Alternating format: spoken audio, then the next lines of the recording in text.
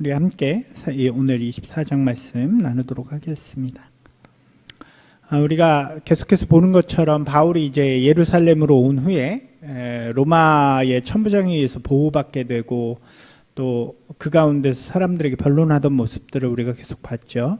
근데 이전에 23장에서 기억해 보면 과격한 유대인들이 이제 바울을 암살하고자 하는 모의를 했던 것을 우리가 알게 됩니다.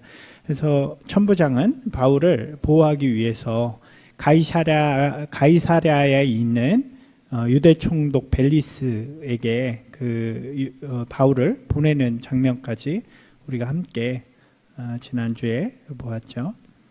그래서 오늘은 그 이후의 말씀입니다. 이제 바울은 총독의 영내 안에 감금되어 있었지만 그로 인해서 이제 유대인들의 위협으로부터는 안전할 수 있는 그런 상황 가운데 놓여지게 됩니다. 바울을 죽이고자 하는 유대인들은 이제 예루살렘에만 머무는 것이 아니라 가이사랴까지 쫓아와서 바울을 총독에게 고발하게 됩니다. 24장 1절 말씀 한번 읽어볼까요? 닷새 후에 대제사장 아나니아가 어떤 장로들과 한 변호사 더둘로와 함께 내려와서 총독 앞에서 바울을 고발하니라. 아멘. 이전과는 다른 모습이 여기 하나 등장을 하죠. 이전에는 없었던, 우리가 이전에 복음서나 그런 데서는 전혀 보지 못했던, 이게 뭔가요? 변호사가 등장을 하잖아요. 그죠? 이 성경에 변호사가 등장하는 거 모르셨죠? 재밌는 흥미로운 일인데 이게 무엇을 의미하냐면 전문적인 재판, 그러니까 로마의 법에 따른 재판으로 가게 되는 것을 의미한다고 할 수 있습니다. 이전까지는 어떤 재판이었냐면 예루살렘 안에서 재판을 받을 때 로마법이 아니라 유대의 법, 그러니까 종교 재판이었던 거죠. 그렇기 때문에 종교 재판으로서 할 수 있는 데까지 했는데 지금은 총독 앞에 바울이 가서 로마 시민권으로 보호를 받고 있는 상황이기 때문에 더 이상 종교적인 재판으로 바울을 어떻게 할 수 없는 상황이 된 것입니다. 그래서 이 유대인들은 이 변호사를 대동해서 정식 재판으로 거는 거예요. 지금으로 얘기하면 고소고발을 하게 되는 사건이라고 이야기할 수 있겠죠. 그래서 정식으로 로마법에 의해서 재판을 받게 되어지는 장면으로 나아가게 됩니다. 근데 혹시 재판 고소 당해 보셨나요? 이게 저도 안 당해봤는데 당해본 사람들을 보니까 이렇게 처음에 고소하고 그 다음에 재판을 받기 전에 잠깐 가서 뭐 이렇게 하는 절차가 있는 것 같아요. 그 다음에 이렇게 그게 잘 안 되면 재판으로 넘어가게 되는데 오늘 말씀은 그러니까 중간 정도라고 보시면 돼요. 고발을 하고 그거에 대해서 양쪽이 이 총독 앞에서 좀 변론할 수 있는 그런 시간이 되는 거죠. 그래서 3절 말씀이 이제 변호사인 더둘로가 고발을 하면서 시작하는 말인데 한번 읽어보시겠어요? 3절 말씀. 각하여 우리가 당신을 힘입어 태평을 누리고 또 이 민족이 당신의 성견으로 말미암아 여러 가지로 개선된 것을 우리가 어느 모양으로나 어느 곳에서나 크게 감사하나이다. 이게 어떤 상황인지 아시겠나요? 그러니까 왜 변호사가 변론을 할 때 처음에 존경하옵는 재판자님 이거를 과장하게 얘기하는 거예요. 당신으로 인해서 엄청난 일들이 막 칭송을 하고 그 다음에 이제 본격적으로 고발을 하게 되는 거죠. 그러니까 아부하는 말로 한 다음에 고발을 하게 되는데 그가 고발하는 내용은 두 가지입니다. 5절 6절 한번 읽어볼게요. 같이 읽겠습니다. 우리가 보니 이 사람은 전염병 같은 자라 천하에 흩어진 유대인을 다 소유하게 하는 자요 나사렛 이단의 우두머리라. 그가 또 성전을 더럽게 하려 함으로 우리가 잡았사오니 이렇게 되죠. 두 가지가 뭔가요? 하나는 유대인을 선동하는 그래서 소유하게 하는 나사렛 이단의 우두머리다 이렇게 이야기를 하죠. 이 말의 의미는 뭐냐면 로마인들 각 지에 있는 그러니까 예루살렘에 있는 사람들뿐만 아니라 천하에 흩어진 아시아, 뭐 그리스, 뭐 이런데 다양하게 흩어져 있는 유대인들을 다 선동해서 그 사람들로 하여금 로마에 대항하도록 하는 사람이다, 이렇게 표현하는 거예요. 그래야 잡아넣을 수 있는 죄가 되는 거죠. 그래서 그렇게 이야기하는 거고요. 그 다음에 다른 하나는 성전을 더럽게 한다라고 이야기하잖아요. 우리가 생각해 보면 이전에 사도행전의 바울의 행적에서 보면 실제로 바울이 가는 곳마다 좀 소요가 일어나긴 했잖아요. 가장 최근에 있었던 사건을 우리가 기억해 보면 예루살렘 오기 바로 전에 3차 전도여행에 갔던 데가 에베소였잖아요. 에베소에서 바울로 인해서 소요가 일어났었죠. 그러니까 바울이 그곳에서 복음을 전하니까 사람들이 막 회개하고 마술하던 거 버리고. 근데 에베소가 굉장히 그 여신 아데미를 섬기는 그런 장소였는데 바울의 그 신앙 전도로 인해서 사람들이 그 우상들을 막 안 섬기고 그러니까 그곳에서 이제 장사하던 사람들이 장사가 안 되니까 소동을 일으켰던 그런 일들이 있었죠. 그리고 그 전에도 생각해 보면 바울이 가는 곳마다 유대인들이 소동을 일으키기도 하고 막 사람들이 있었던 그런 것을 우리가 기억해 볼 수 있습니다.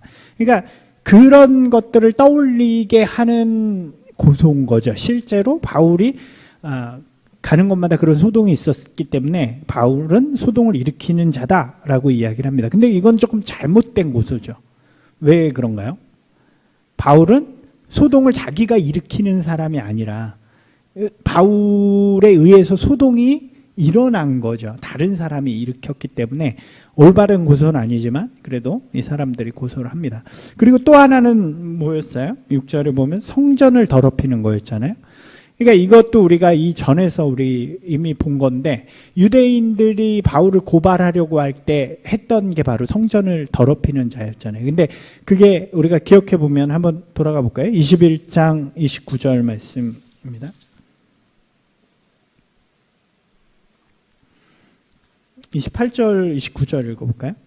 외치되 이스라엘 21장 28절 29절 외치되 이스라엘 사람들아 도우라 이 사람은 각처에서 우리 백성과 율법과 이것을 비방하여 모든 사람을 가르치는 그 자인데 또 헬라인을 데리고 성전에 들어가서 이 거룩한 곳을 더럽혔다 하니 이게 이제 유대인들이 바울을 고발하는 이유인데 29절에 읽어보면 이는 그들이 전에 에베소 사람 드로비모가 바울과 함께 시내에 있음을 보고 바울이 그를 성전에 데리고 들어간 줄로 생각함이로라.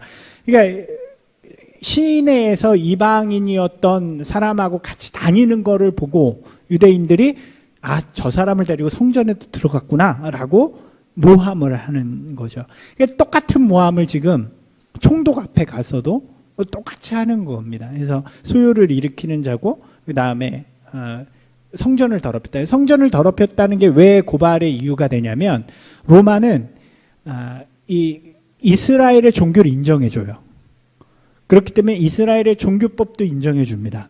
그 종교법을 어긴 사람을 걸 수 있는 거예요. 그러니까 그런 식으로 두 가지의 누명을 씌워가지고 이렇게 고발하게 되는 거죠. 이 고용된 변호사는 매우 논리정연하게 그들의 고발 내용을 밝힙니다. 감정적으로 그냥 이전까지는 우리가 생각해 보면 막 사람들이 선동해서 유대인들이 막 죽이자 이랬는데 지금은 되게 유능한 변호사가 총독 앞에서 이런 죄 때문에 고발합니다 라고 이야기를 하는 거죠.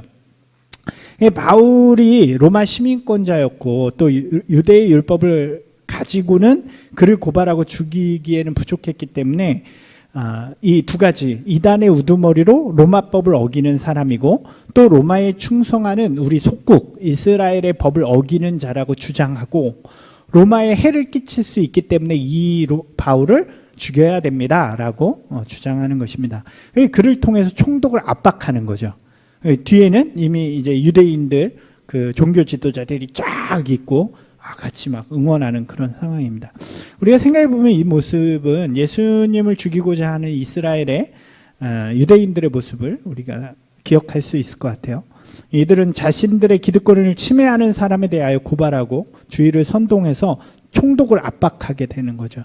총독은 그 압박에 못 이겨서 못 이기는 척 그냥 예수님을 내어주었던 그런 상황을 우리가 기억합니다. 하지만 이번에는 그들의 생각처럼 되어지지 않습니다. 왜 그러냐면 바울이 로마 시민권자였기 때문에. 그리고 바울은 자기를 변호하는 사람이죠. 그래서 그 뒤에 이제 바울의 변호가 시작이 됩니다. 10절 말씀 읽어볼까요? 24장 10절입니다. 사도행전 24장 10절 같이 읽겠습니다. 총독이 바울에게 머리로 표시하여 말하라 하니 그가 대답하되 당신이 여러 해 전부터 이 민족의 재판장 된 것을 내가 알고 내 사건에 대하여 기꺼이 변명하겠나이다. 이 바울은 이제 한쪽의 변호인이 딱 고발한 것에 대해서 스스로 또 변호사가 되어서 자신의 변론을 시작하게 됩니다. 내용이 이제 그 다음에 쭉 나오는데 가장 이 바울이 이야기하는 건 이거예요. 고발할 내용이 전혀 없다, 유대인들이. 왜 그러냐면 실제로 이 바울이 예루살렘에 도착한 게 얼마 안 되잖아요. 뭐 기간으로 따지면 한 달 됐을라나요? 계속 일이 있었던. 그리고 어떤 소동도 일으키지 않았어요, 보면. 그렇기 때문에 자기를 고발할 게 하나도 없다는 거예요. 11절, 12절 말씀 읽어볼까요? 그들은 내가 성전에서 누구와 변론하는 것이나 회당 또는 시중에서 무리를 소동하게 하는 것을 보지 못하였으니, 그러니까 증거가 없다는 거죠. 나를 왜 고발했는지 모르겠습니다. 나는 저기서 한 번도 무리를 소동하게 하거나 뭐 변론하거나 한 적이 없는데 왜 그런지 모르겠어요. 그렇게 이야기하면서 이제 자기 자신이 어떤 사람인가를 논리정연하게 이야기하기 시작합니다. 14절부터 한번 볼까요? 14절 읽겠습니다.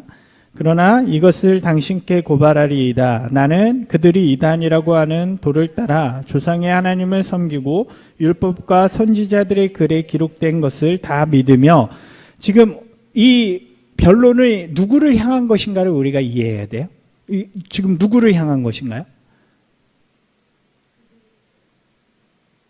이 고발한 유대인들을 향한 것이 아니에요. 그러니까 총독을 향한 것입니다. 예. 그러니까 이 변호사도 총독에게 고발했잖아요. 이 바울도 총독에게 그러니까 재판장한테 자기를 변론하는 거예요. 이야기하는 거죠. 그들이 지금 나사렛 이단이라고 하는 그 도를 내가 따르는 거는 맞는데, 근데 그 다음에 뭐라 그래요? 그 도가 뭐냐면 오히려 하나님을 더 잘 섬기는 도고 율법과 선지자의 글을 믿게 하는 도다. 나는 이들이 이단이라고 말하는 도에 따라서 이들이 섬기는 하나님을 더욱더 잘 섬기는 사람이다 라고 이야기를 합니다. 그 다음에요, 15절 읽어볼까요? 그들이 기다리는 바 하나님께 향한 소망을 나도 가졌으니 곧 의인과 악인의 부활이 있으리라 함이니이다 이야기하죠. 또 나는 하나님이 나에게 주신 소망, 곧 죽음 이후의 부활의 소망을 마음에 품고 있는 사람입니다 라고 이야기하는 거죠. 그 다음에 16절 한번 읽어볼까요? 이것으로 말미암아 나도 하나님과 사람에 대하여 항상 양심에 꺼리낌이 없기를 힘쓰나이다. 이 율법에 비추어서 부끄러움 없이 살아가려고 노력하는 사람이 바로 나이다 라고 이야기하는 거죠. 그들이 이단이라고 하는 도, 오히려 그리스도를 따르는 도를 이 사람들은 이단이라고 이야기하는데, 오히려 그 도를 추구하는 바가, 그 도가 추구하는 바가 하나님을 더 잘 믿고 잘 섬기는 거라고 설명하는 거예요. 이들은 자기네들이 하나님을 믿는 사람들이라고 하는데 별로 잘 못 믿어요. 근데 나는 이 사람들보다 하나님을 더 잘 믿는 사람입니다. 내가 죄인인가요? 라고 이야기를 하는 거죠. 예수 그리스도를 통해 하나님을 더 온전히 섬기고 하나님을 믿는 자녀가 된다는 것을 한 번 더 강조하는 것입니다. 이것은 자신이 이들이 고발하는 것처럼 유대인들과 달라서 이들을 선동하는 사람이 아니라 오히려 더 유대인같이 하나님을 잘 섬기고 더 이 올바른 방법, 다른 가치를 추구하는 사람이라는 것을 강조하게 되는 거죠. 이방인인 총독의 입장에서 보면 유대인이나 바울이나 다를 게 없잖아요. 유대인이나 이 이단의 도를 따르는 사람들이나 다를 게 없어요. 이 총독의 기준은 뭐예요? 누가 더 올바르게 살아가는가? 누가 더 이 법을 잘 지키고 문제 없이 살아가느냐는 거죠. 바울은 그것에 대해서 변호하는 것입니다. 유대인들은 예수를 따르는 자들로 말미암아 소동이 일어난다고 말하는데 반대로 바울은 그 예수로 말미암아 우리가 유대인으로 더 잘 섬기면서 살아간다고 이야기하는 것입니다. 그러니까 이게 뭐가 되냐면 이때부터는 이 법률적인 문제가 아니라 그냥 종교적인 문제가 되는 거예요. 총독이 건드릴 문제가 아닌 거죠. 왜 우리가 기억해 보시면 예수님이 그 재판 받을 때 유대인들 종교 지도자들이 와서 막 고발하잖아요. 근데 빌라도가 뭐라 그러는지 기억하시나요? 나는 이 사람에게서 아무 죄도 찾을 수 없다. 그 아무 죄도 찾을 수 없다는 얘기가 뭐냐면 이 사람이 로마법, 내가 가진 로마법에는 아무 상관이 없어. 그러니까 니네가 알아서 데려가서 너네가 알아서 처리하라고 이야기하는 거예요. 똑같은 상황이 벌어지는 거죠. 종교적인 문제는 우리가 예수님의 재판에서도 보았지만 로마가 상관할 법이 아닙니다. 그러니까 바울은 이렇게 이야기해요. 그 다음에 계속해서 변론을 이어갑니다. 17절, 18절 말씀 볼까요? 그는 자신이 18절, 19절. 드리는 중에 17절, 18절입니다. 여러 해 만에 내가 내 민족을 구제할 것과 재물을 가지고 와서 드리는 중에 내가 결례를 행하였고 모임도 없고 소동도 없이 성전에 있는 것을 그들이 보았나이다. 그러나 아시아로부터 온 어떤 유대인들이 있었으니 그건 뒤고요. 요 앞에 얘기가 뭐예요? 자신은 오히려 오랜만에 예루살렘에 왔는데 예루살렘에 오게 된 이유를 뭐라 그래요? 구제하기 위해서. 그죠? 예루살렘이 어려웠어요. 교회가 어려워서 그쪽에서 돈을 모아가지고 오히려 도와주러 온 사람이다. 이렇게 이야기하죠. 거기다가 자기를 또 이렇게 이야기하는 거예요. 우리가 21장에서 봤는데 이것도 왔는데 내가 율법에 따라서 결례까지 행했다. 원래 유대인들이 밖에 이방 땅에 갔다 오면 머리도 자르고 하는 결례들이 있는데 그걸 내 돈 주고 내가 행했다. 내가 나쁜 사람이냐라고 이야기를 하는 거죠. 굉장히 도우러운 사람이고 깨끗한 사람이라는 것을 분명하게 이야기를 합니다. 그죠? 그 다음에 뭐라 그래요? 아시아로부터 온 유대인들이 스스로 본 것에 대해서 고발하지 않고 있다고 이야기를 하죠. 19절 읽어볼까요? 18절 뒤에부터요. 그러나 아시아로부터 시작. 그러나 아시아로부터 온 어떤 유대인들이 있었으니 그들이 만일 나를 반대할 사건이 있으면 마땅히 당신 앞에 와서 고발하였을 것이오. 아시아로부터 이 사람하고 같이 온 유대인들이 있었단 말이에요. 물론 바울을 따라온 사람들이긴 하지만 이 사람들이 유대인인데 이 유대인들이 보기에 내가 이 유대의 죄를 범하는 것을 보았으면 이 사람들이 고발했겠지 가만히 있었겠느냐라고 이야기를 하는 것입니다. 그리고 마지막으로 이야기를 하는 거예요. 20절 말씀 20절 21절 읽겠습니다. 그렇지 않으면 이 사람들이 내가 공회 앞에 섰을 때에 무슨 옳지 않은 것을 보았는가 말하라 하소서. 오직 내가 그들 가운데 서서 외치기를 내가 죽은 자의 부활에 대하여 오늘 너희 앞에 신문을 받는다고 한 이 소리만 있을 따름이니이다 하니 이 말은 무슨 얘기인지 혹시 기억하시겠나요? 이게 왜 공회 앞에 서가지고 그때 오셨었나요?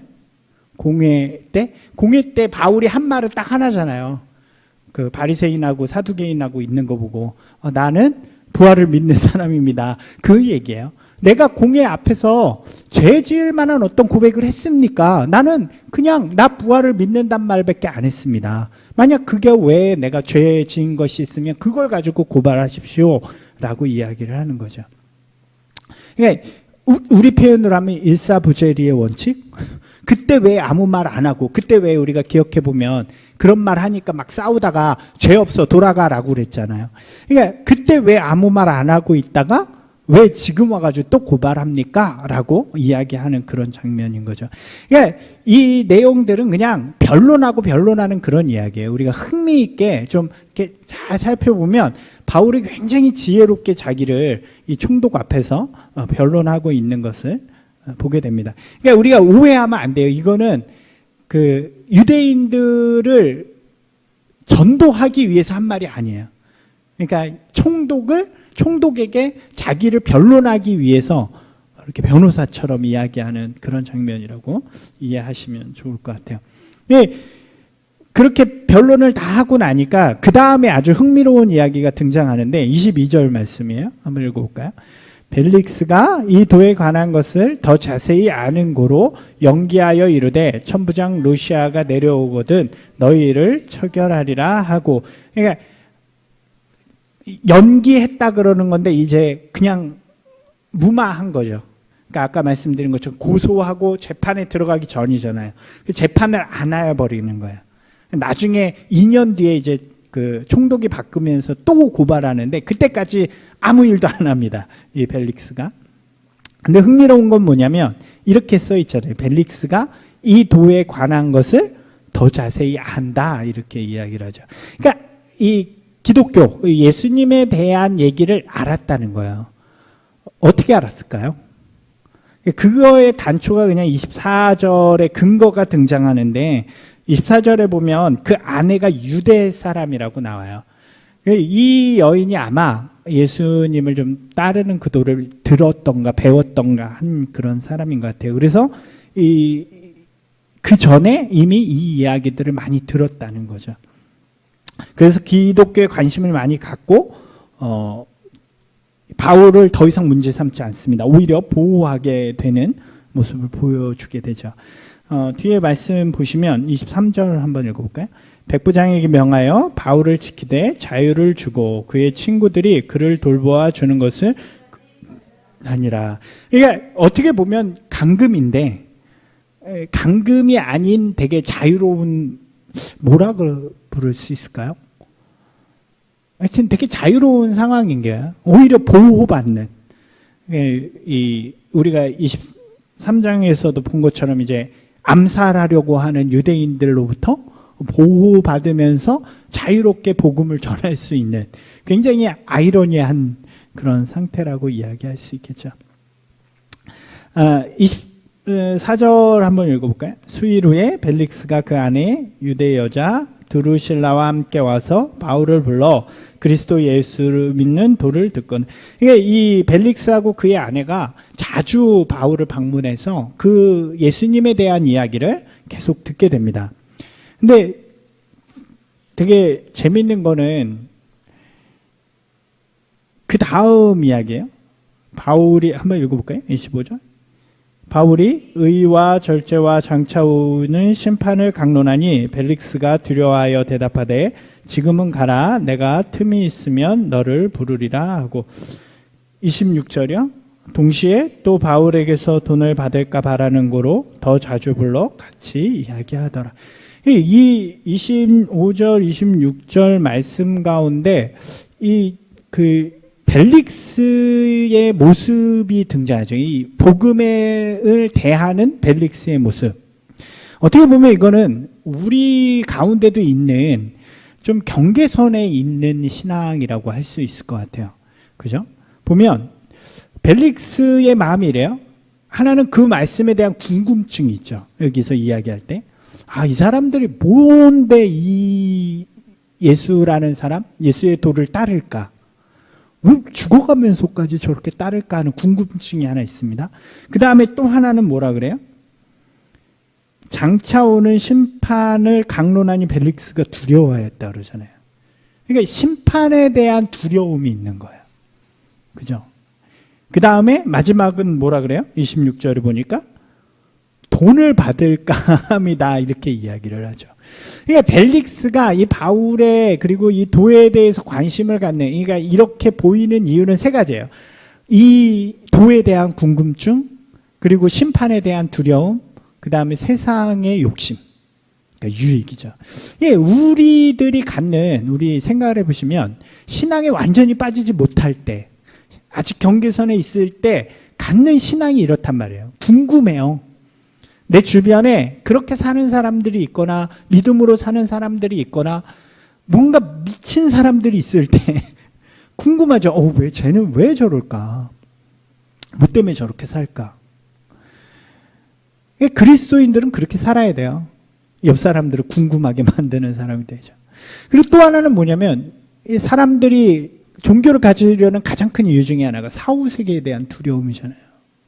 그 두려움 때문에 뭔가 보호물처럼 갖고 싶어하는, 보장받고 싶어하는 마음 때문에 어떤 것이든지 찾아가게 되는데 그 중에 하나가 우리 신앙일 수 있는 거죠. 그 다음에 또 하나는 뭐냐면 신앙으로 복받기를 원하는, 신앙으로 나의 유익을 추구하는 그런 모습이 바로 딱 경계선에 있는 그런 신앙의 모습이라는 거죠. 근데 중요한 것은 이러한 경계선에 머물고 있으면 신앙이 자라지 않으면 그냥 거기에 머물고 있으면 결국 그냥 뿌리 없이 사라지는 것처럼 언젠가는 이렇게 사라지는 신앙이 되고 만다는 거죠.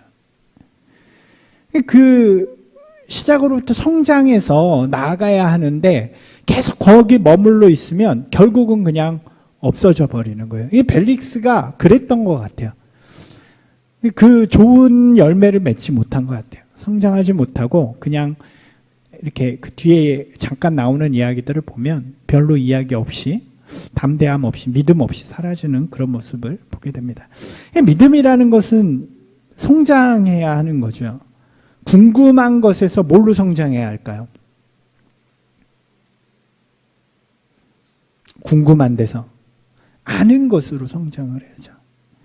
그죠? 언제까지 우리 신앙이 계속 궁금하면 안 돼요. 계속 궁금한 사람들이 있잖아요. 여러분 궁금해만 하지 마시고 아는 분들이 되시기 바랍니다. 알아야 돼요. 그래 체험이 있어야 또 알 수 있는 거고 아는 신앙으로 자라가야 되죠. 심판에 대한 두려움에서 뭘로 자라나야 될까요? 천국에 대한, 영생에 대한 소망으로 자라나야죠. 두려움이 아니라 소망을 품고 오늘을 그 소망으로 살아내는, 그래서 우리가 서 있는 곳을 하나님의 나라로 만들어가는 그런 것으로 자라가야 되죠. 근데 신앙이 자라나지 못하면 계속 두려운 거예요. 내가 과연 지금 죽으면 천국 갈 수 있을까? 그렇지 않나요? 그런 사람들 되게 많아요. 교회 다니는데 오늘 죽으면 천국 갈 수 있냐고 물어보면 확신 없는 사람들. 나에게 유익한 것에서 무엇으로 자라가야 될까요?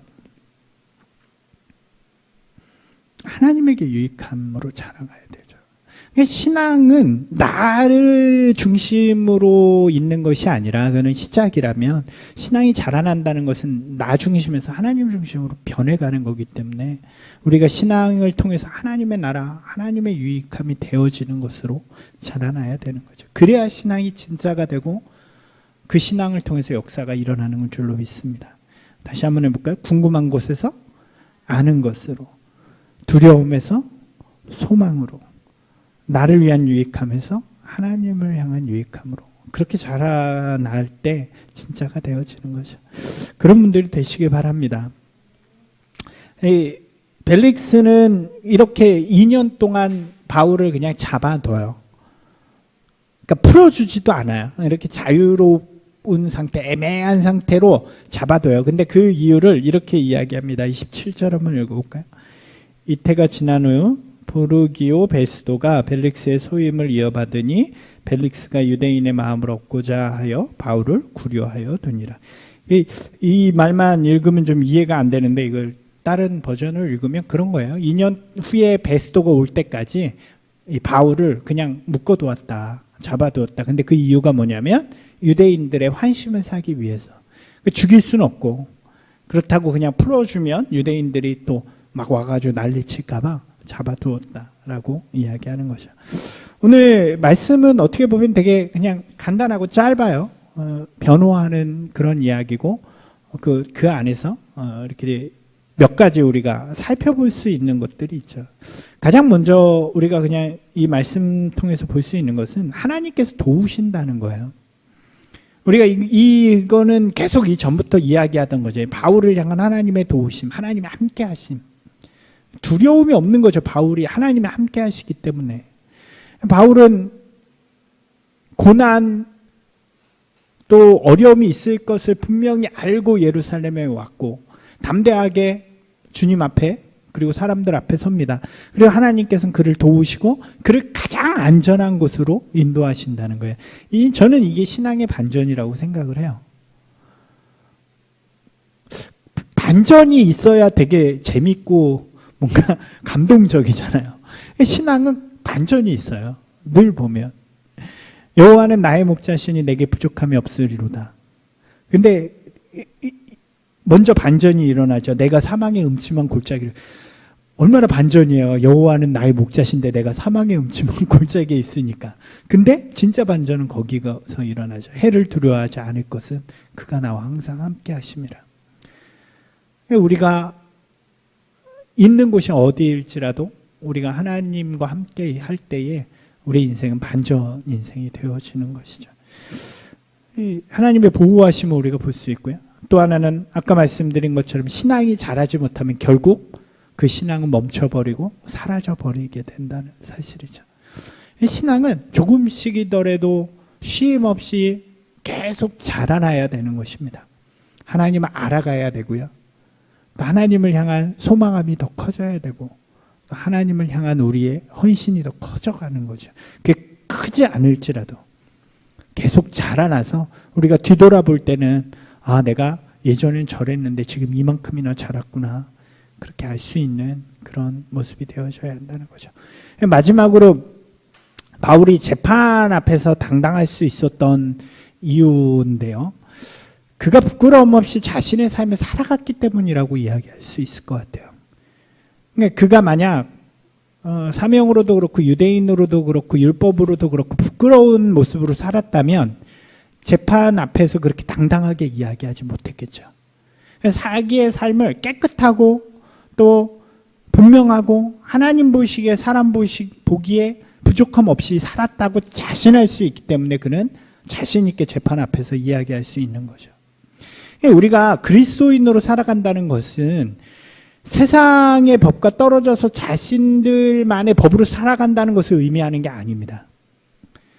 우리는 이게 중요한데 세상 속에서 살면서 그곳에서 하나님의 나라를 이루어가는 사람들이죠.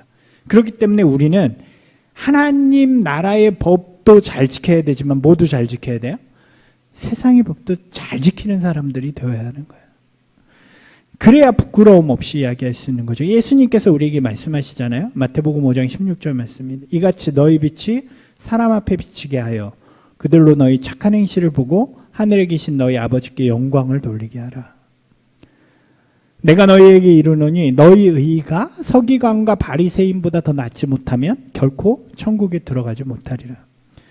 우리가 그리스도인으로 살아간다는 것은 교회 신앙이라는 작은 곳에 머무르는 것이 아니라는 사실이죠. 오히려 세상을 향해야 하고 세상으로 나가서 세상보다 더 세상의 법을 잘 지켜야 되는 거예요. 세상의 사람들보다 더 세상의 것들을 거룩해야 되는 것이고요. 의로워야 되는 거죠. 그렇게 신앙인이 세상의 빛이 될 때 세상은 그 빛을 인정한다고 우리에게 이야기하는 거죠. 근데 반대로 신앙인이 그렇게 살지 못하면 세상이 우리를 고발하는 일들이 일어나게 되는 거죠. 못할 수 있어요. 근데 그 마음들을 우리가 마음에 품고 잘못된 하나님이 다 용서해 주신다 막 이런 잘못된 생각으로 그냥 아무렇게나 사는 거는 굉장히 신앙을 이용하는 사람이 되는 거죠.